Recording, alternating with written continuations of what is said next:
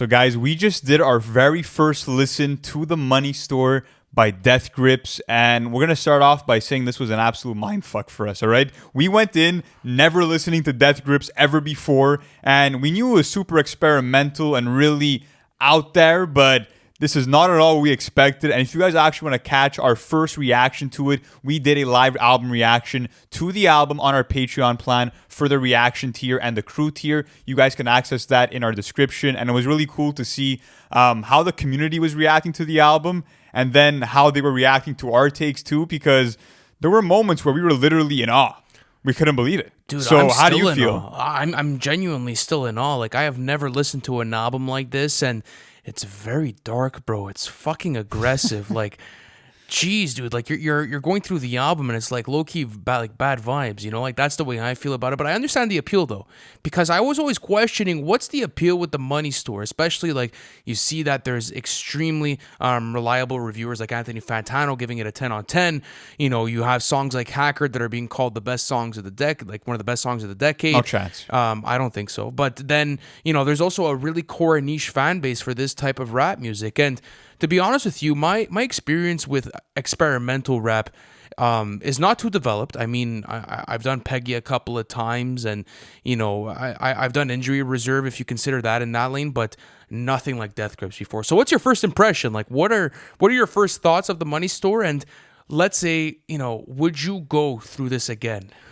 Listen, the whole time that I was listening to the album, I was sitting in this chair, and I'm like, sheesh, bro, like these are not the vibes. I'm like, I feel like to listen to this album, I gotta be doing some other shit. I gotta be doing some parkour or some crazy shit, because to me, this album felt like what the apocalypse would sound like. It was absolute madness, and there's a variety of industrial and abrasive sounds that you'll be hearing throughout it, and it's kind of off-putting at times, but I do like a lot of the electronic synths that come in, and I feel like that's kind of the saving grace for me. Like, that's the one thing that I'm like, okay, this is intriguing me. Song after song was kind of the disorganized noise within it. All these different sounds being put in a fucking blender and being mashed together, because it is very different than your traditional hip-hop album, and I kind of do appreciate it for that.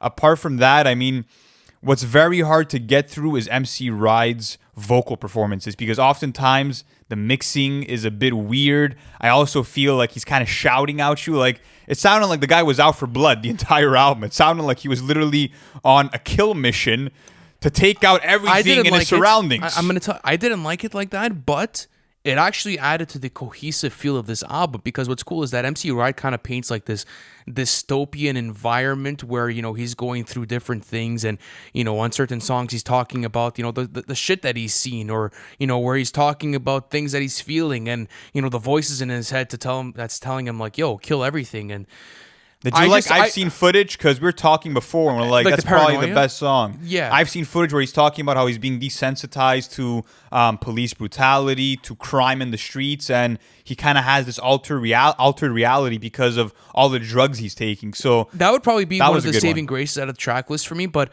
I think the issue with me is the accessibility of this album, because I understand the genius behind it. Like, it's super innovative as far as production, because those types of productions were coming out in hip hop in, like, what was this album? Came out in 2012, and then you got Yeezus the year after. So I mean, like, yes, I could understand the influence behind it. As, like, MC Ride's lyrics are maybe not the craziest, but, you know, it's painted well. Everything makes sense. It's just like, it's a mind fuck, bro. It's a hard album to listen to. I understand the appeal. Like, do you understand why people would want to come listen to this track list and be like, okay, I'm enjoying this right now? I do, because it's kind of an adventure. Again, the unpredictability of the sounds that you're getting is pretty cool. And on a song like Hustle Bones, you got these fast ascending arpeggios that makes you feel like you're accelerating in a car. So I liked the energy that certain songs gave off, but at the end of the day, it is a really tough listen. And again, like, answer this in the comments, guys.